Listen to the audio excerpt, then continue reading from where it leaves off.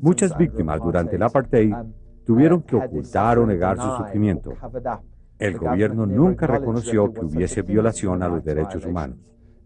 La transición del apartheid a la democracia permitió que decenas de miles de víctimas tuvieran la oportunidad de contar sus historias y tener al arzobispo Desmond Tutu, presidente de la Comisión Surafricana de Verdad y Reconciliación, en la posición de autoridad y responsabilidad para escuchar el sufrimiento, para escuchar el dolor y para decir: nosotros, en nombre del Estado y del gobierno surafricano, aceptamos su sufrimiento, admitimos que algo terrible les sucedió y nos comprometemos a asegurar que eso nunca más volverá a suceder.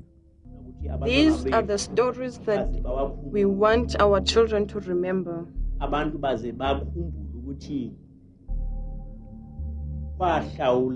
We want them to remember that we paid a price in order for us to be free today. We say that we hope that the Lord will support and comfort you and strengthen you, because we don't have any more words to comfort you. Más de 20.000 surafricanos, víctimas y victimarios que habían cometido delitos para mantener u oponerse al apartheid, se encontraron en audiencias públicas para narrar sus historias de brutalidad e injusticia. En el corazón de la negociación de la Comisión para la Verdad y la Reconciliación de Sudáfrica estaba el siguiente principio: usted puede venir a solicitar la amnistía siempre y cuando haga declaración completa y sus crímenes hayan sido políticos. Así usted puede obtener la amnistía, pero si usted no se presenta, puede ser enjuiciado. El gobierno, al final de la Comisión de la Verdad, no brindó los recursos y no mostró suficiente voluntad política para tratar a esa gente que rechazaba la generosa oferta de amnistía. Si usted no se había presentado, el gobierno no aseguraba que fuese llevado a la justicia, y eso entonces socavó en gran medida las bases morales de esa amnistía. Por otro lado, la Comisión de la Verdad logró enormes avances.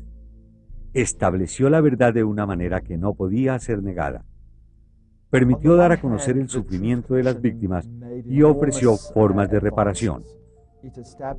Hizo una serie de recomendaciones acerca de reformas institucionales para cambiar las estructuras políticas y sociales de nuestro país, para asegurar que el abuso de los derechos humanos no vuelva a ocurrir en el futuro. Pero el trabajo de la Comisión ha sido incompleto en dos aspectos fundamentales. Primero, aunque las víctimas recibieron una reparación, en mi opinión, esta fue inadecuada. No fue suficientemente generosa, y eso significa que una gran parte de las víctimas, en lugar de sentir que su dolor fuese conocido y su dignidad restaurada, por el contrario, sintieron dolor, rabia y cinismo en cuanto al proceso. La voz de las víctimas adquirió resonancia universal con la creación de la Corte Penal Internacional.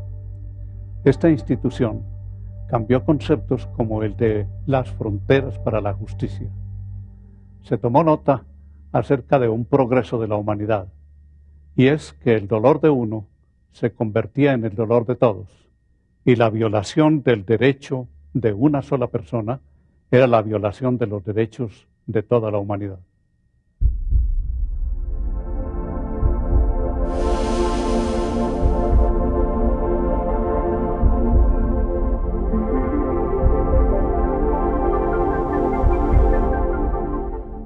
La cruzada por la verdad, la justicia y la reparación alcanza sus mejores frutos en 1998 con el nacimiento de la Corte Penal Internacional.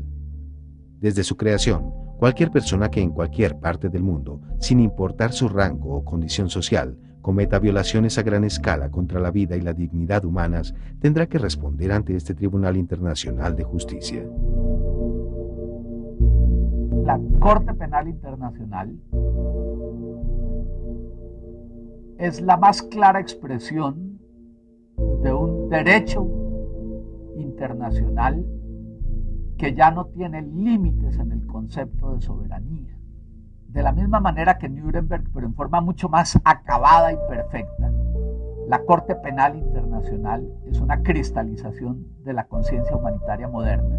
El tipo de justicia que busca implica la responsabilidad penal individual frente a la comunidad internacional y ya no exclusivamente frente a los estados.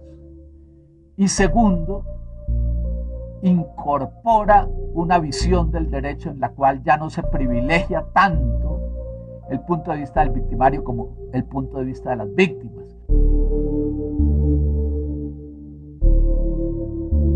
La Corte Penal Internacional puede ser entendida de un lado como un soporte a los estados en su deber de hacer justicia, pero también como un mecanismo de control en el evento de que los estados no quieran hacerla. Tenemos una corte ahí que podría ser en el futuro una enorme garantía para que no se vuelvan a repetir violaciones tan sistemáticas como produjo la Primera Guerra Mundial, la Segunda Guerra Mundial y algunos conflictos posteriores.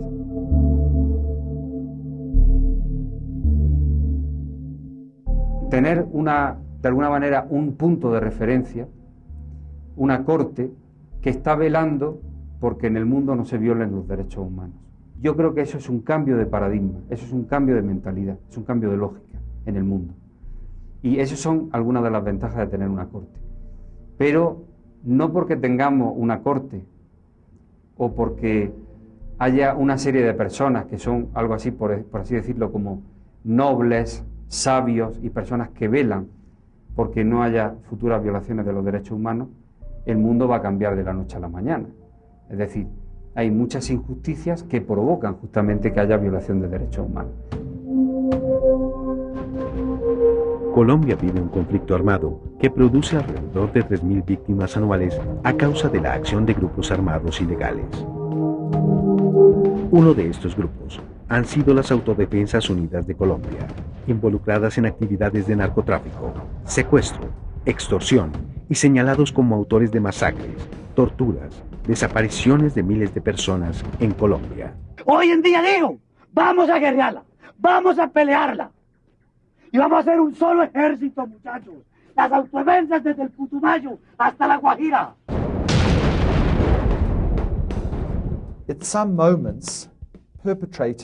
En algunos momentos los victimarios tienen tanto poder que se hace necesario desarrollar algunas técnicas que los persuadan de dejar sus armas, los comprometa con la paz y de esa manera permitir una transición hacia la democracia. En 2002, algunos grupos de las Autodefensas Unidas de Colombia anuncian un cese de hostilidades e inician un proceso de conversaciones con el gobierno tendientes a su desmovilización y desarme.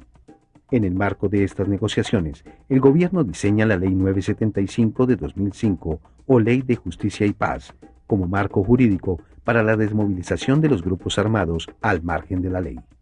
Cada sociedad se debe de dotar mediante mecanismos jurídicos y no olvidemos mecanismos políticos, se debe de dotar de una serie de reglas y de garantías que permitan abordar con un cierto éxito un proceso de paz.